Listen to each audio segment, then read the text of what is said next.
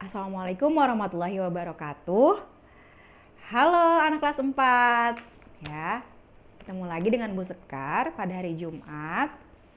Seperti biasa, kalian dari mulai setengah 7 kalian sudah absen. Kemudian kalian persiapkan diri dengan baik ya sebelum setengah 7, seperti bangun pagi, kemudian mandi, sholat subuh, tadarus, ya, kemudian sarapan, senam-senam ringan, kemudian senam ringan ya, kemudian baru kalian akan mulai materi ya. Nah, selama menunggu materi dari Ibu di jam 8, Bu Sekar akan membacakan kisah-kisah Nabi atau sahabat-sahabat Nabi Muhammad SAW dan kisah nabi-nabi lainnya. Ya, semoga anak-anak bisa mengambil manfaat dari kisah nyata yang Bu Sekar bacakan. Ya, Nak ya. Bismillahirrahmanirrahim.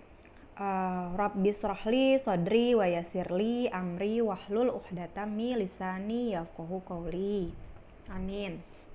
Bismillahirrahmanirrahim. Rabbi zidni ilma warzuqni fahma.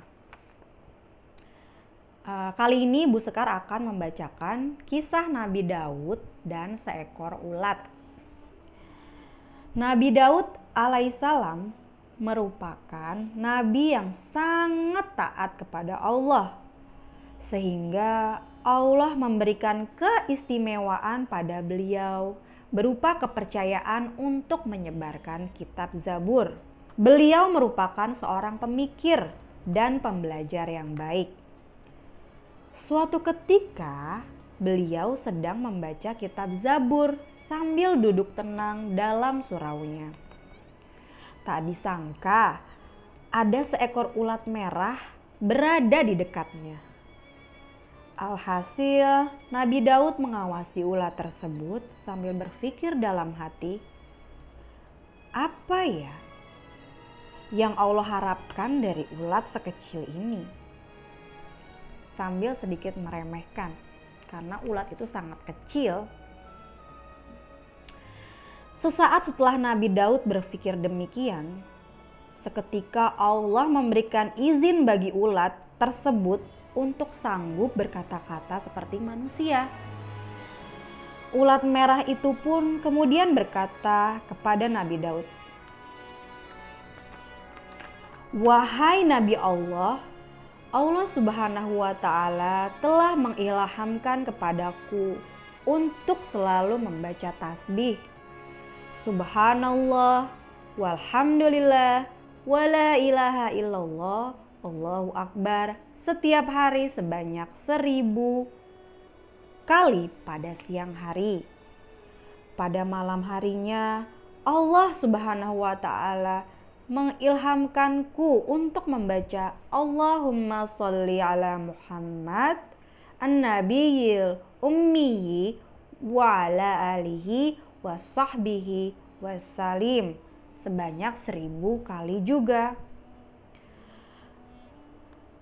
Kemudian ulat tersebut berkata kepada Nabi Daud alaihissalam, "Lalu apa yang dapat katakan kepadaku agar aku mendapat faedah darimu ya Nabi Allah?"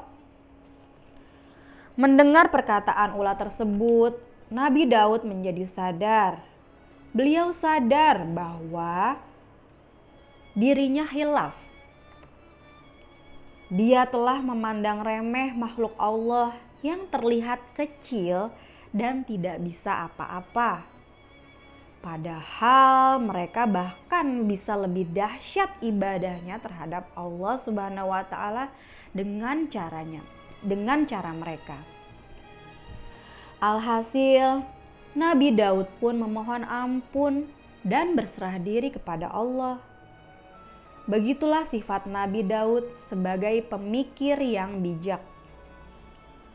Sejak saat itu, dia tidak akan menganggap rendah lagi segala makhluk ciptaan Allah. Pelajaran dari kisah ini, bahwa kita jangan sampai memandang rendah dan meremehkan orang lain. Seperti ulat dalam kisah ini. Ulat itu terlihat kecil, namun ternyata si ulat ini selalu mengingat Allah Subhanahu wa Ta'ala. Baik ya. Jadi pelajaran yang kalian bisa ambil adalah jangan pernah mengolok-olok, meremehkan, menghina ya, atau merendahkan makhluk ciptaan Allah. We never know, kita nggak pernah tahu apa yang dia lakukan di balik itu semua untuk taat dan beribadah kepada Allah. Ya. Siapapun, bahkan nabi, seorang nabi pun juga bisa hilaf. Tetapi Allah memberikan solusi dengan cara menegur, dengan cara mengingatkan, ayo kita kembali lagi pada Allah. Ya. Berarti tandanya kalau kita sedang ditegur, sedang diuji, itu tandanya Allah lagi manggil kita buat apa? Buat kembali, berserah diri, bertaubat. Karena tidak ada yang sempurna, sekalipun nabi Allah. Apalagi kita yang manusia biasa, yang banyak godaannya, yang banyak khilafnya, yang kurang istighfarnya, yang masih banyak kurang ibadahnya.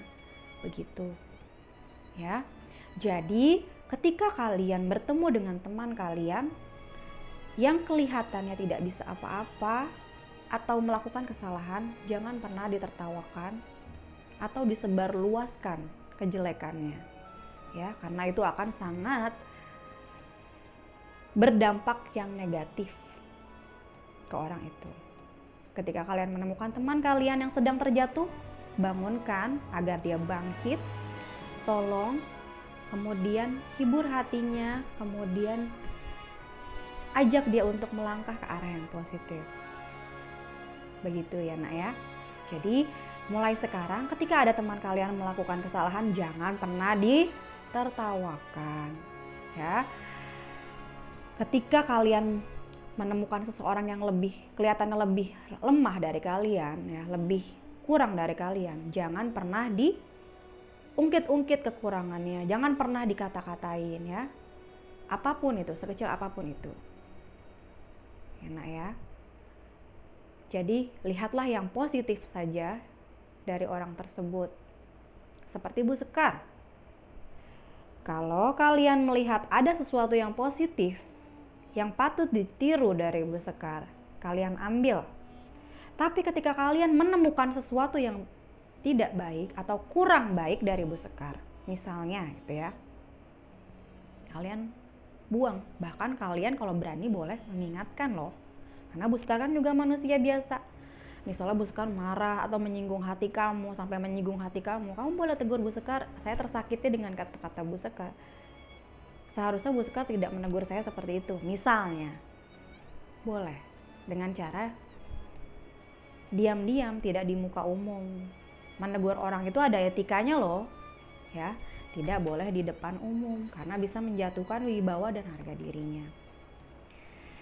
Ya, baik, itu saja yang Bu Sekar dapat sampaikan pada Jumat kajian pagi hari ini ya. Semoga kalian sudah benar-benar melakukan apa yang Bu Sekar arahkan untuk kalian lakukan.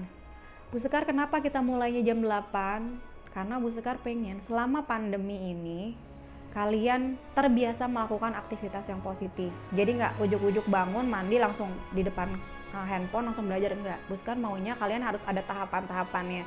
Yaitu tadi kayak bangun pagi ya, sebelum subuh mandi, kemudian sholat subuh ya, kemudian tadarus, kemudian senam pagi ya, sarapan, sholat duha, dan salah satunya juga mendengarkan kajian dari Bu Sekar yang insya Allah akan Bu Sekar bacakan setiap Jumat itu beda-beda ya. Jadi itu saja yang bisa Bu Sekar sampaikan pada Jumat kali ini. Semoga bermanfaat ya. Semoga kalian bisa mengambil ibrah atau pelajaran dari cerita ini ya. Akhirul kata, mohon maaf atas segala kesalahan, karena yang benar datangnya dari Allah, yang salah dari Bu Sekar yang bertugas. Akhirul kata, wassalamualaikum warahmatullahi wabarakatuh.